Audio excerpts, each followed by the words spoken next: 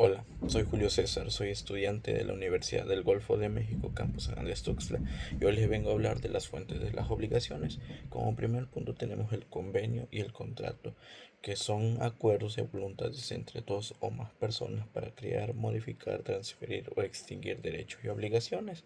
Como elementos tenemos que el consentimiento es un acuerdo entre las partes, puede ser expreso o tácito.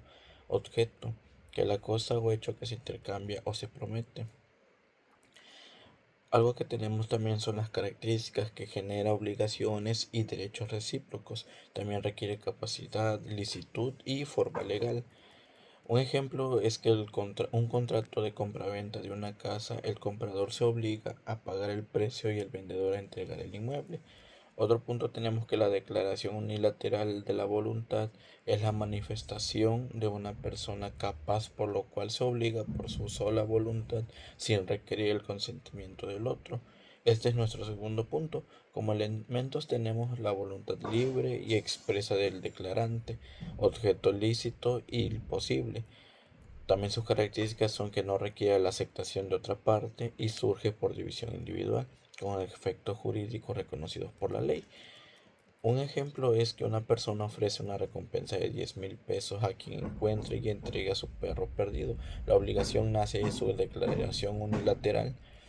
Como tercer punto tenemos el enriquecimiento sin causa, que surge cuando una persona se enriquece injustificadamente en detrimento de otra, sin causa legal o contractual que lo justifique. Sus elementos son enriquecimiento de una persona, empobrecimiento de otra y relación casual entre ambos. Algunas características son que es una fuente subsidiaria y aplica cuando no hay contrato ni acto ilícito. Un ejemplo es que si una persona construye una casa por error en un terreno ajeno, el dueño se enriquece y tiene la obligación de indemnizar o restituir el valor de la construcción. Como cuarto punto tenemos la gestión de negocios, que existe cuando alguien sin mandato ni obligación legal gestiona los asuntos de otro con intención de beneficiarlo. Sus elementos son gestor, que es quien actúa, el dueño del negocio y quien se beneficia, intromisial, intencional y espontánea. Sus características son que el gestor actúa sin contrato ni mandato. Su acción debe ser intencionada y conforme a los intereses del dueño. Crea obligaciones para ambos.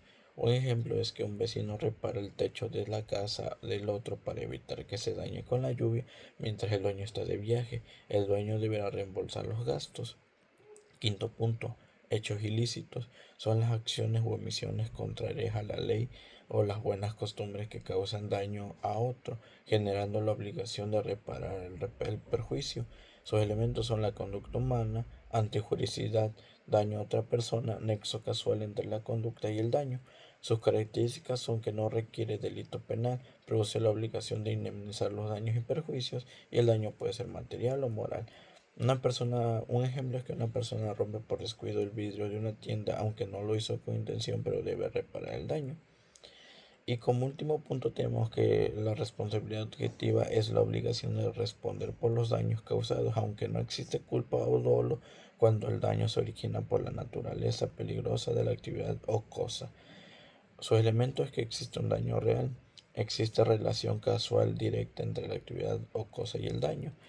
Sus características son que se aplican en actividades riesgosas o peligrosas y su finalidad es proteger a las víctimas. Como ejemplo tenemos que un conductor de transporte de gas provocó una explosión por accidente, aunque no actuó de negligencia, pero debe indemnizar a los daños afectados. Y bueno, con estos últimos puntos terminamos el tema. Espero les haya gustado.